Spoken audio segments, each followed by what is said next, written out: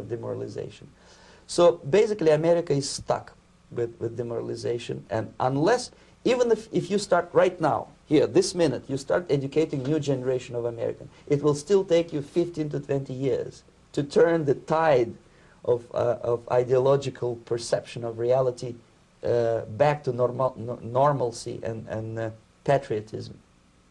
The next stage is destabilization. This time, subverter does not care about your ideas and the patterns of your consumption. Whether you eat junk food and get fat and flabby, doesn't matter anymore. This time, and it takes only from 2 to 5 years to destabilize a nation, what matters is essentials: economy, foreign relations, defense systems.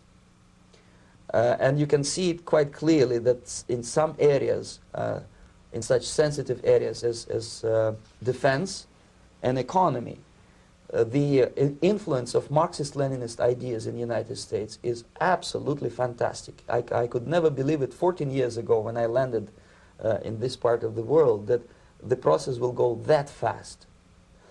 The next stage, of course, is crisis. It may take only up to 6 weeks to bring a country to the verge of crisis. You can see it in Central America now. And after crisis, with a violent change of power, structure, and economy, you have so-called the period of normalization. It may last indefinitely. Normalization is a cynical expression borrowed from Soviet propaganda. When the Soviet tanks moved into Czechoslovakia in '68, Comrade Brezhnev said, "Now the situation in brotherly Czechoslovakia is normalized."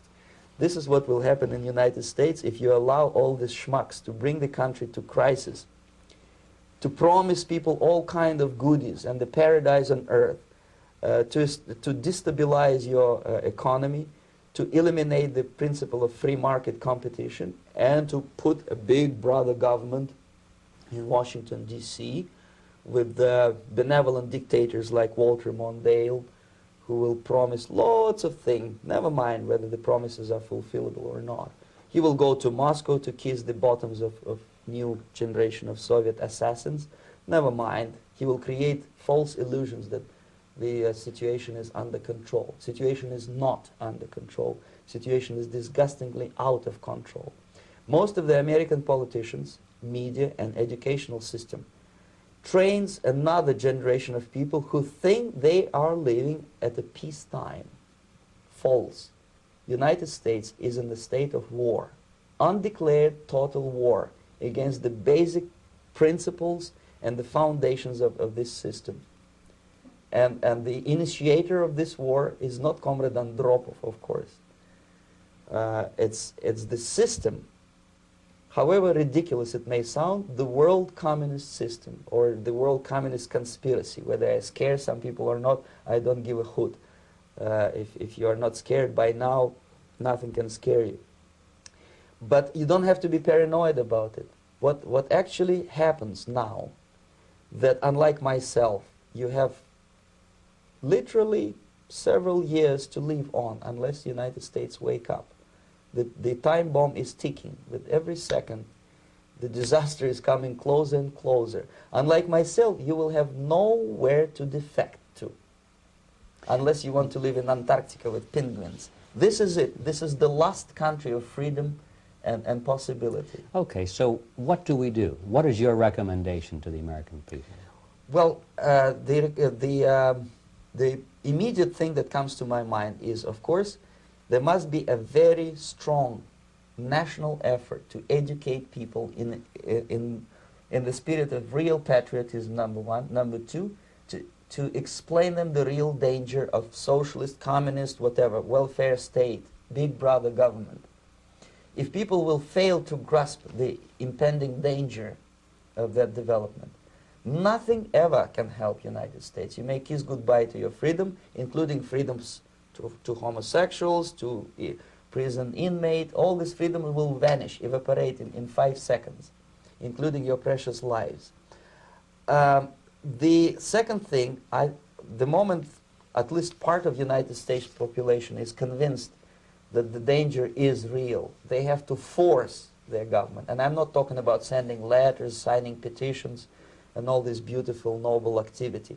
I'm talking about forcing United States government to stop aiding communism. Because there is no other problem more burning and urgent than to stop the Soviet military-industrial complex from destroying whatever is left of the free world. And it is very easy to do. No credits, no technology, no money, no political or diplomatic recognition, and of course no such idiocy as grain deals to USSR. The Soviet people, 270 millions of Soviets, will be eternally thankful to you if you stop aiding a bunch of murderers who sit now in Kremlin and whom President Reagan respectfully calls government. They do not govern anything, least of all such complexity as the Soviet economy. So two very simple, maybe too simplistic answers or solutions, but nevertheless they are the only solutions. Educate yourself, understand what's going on around you. You are not living at the time of peace. You are in a state of war, and you have precious little time to save yourself. You don't have much time, especially if you are talking about young generation. There's not much time left for convulsions to the beautiful disco music. Very soon it will go, just overnight. If we are talking about capitalists or wealthy businessmen, I think they are selling the rope on which they will hang very soon. If they don't stop, if they cannot curb their unsettled desire for profit, and if they keep on trading with the monster of the Soviet communism, they are going to hang very soon. And they will pray to be killed, but unfortunately they will be sent to Alaska probably to manage industry of slaves. It's simplistic. I know it sounds unpleasant. I know Americans don't like to listen to things which are unpleasant. But I have defected not to tell you the stories about such idiocy as microfilm, James Bond type espionage. This is garbage. You don't need any espionage anymore. I have come to talk about survival. It's a question of survival of this system. You may ask me, what is it in for me? Survival, obviously, because unlike, as I said, I am now in your boat. If we sing together, we'll sing beautifully together. There is no other place on this planet to defect to.